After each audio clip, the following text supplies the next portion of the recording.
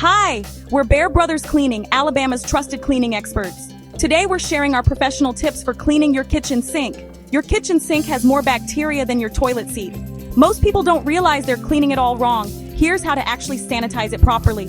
Food particles, grease, soap scum, and bacteria build up in your sink and drain every single day, creating nasty odors and serious health hazards for your family. Here's our professional method. First, clear out any dishes and food debris.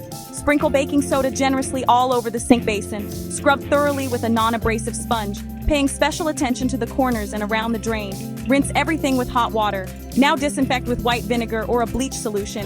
Let it sit for 5 minutes. Don't forget the faucet handles and the area around the drain where bacteria loves to hide. Look at that shine. Your sink is now not just clean, but properly sanitized. Do this weekly to keep bacteria at bay and your kitchen fresh. Too busy to clean your home? Call Bear Brothers Cleaning today, 256-633-6332, or visit bearbriscleaning.com.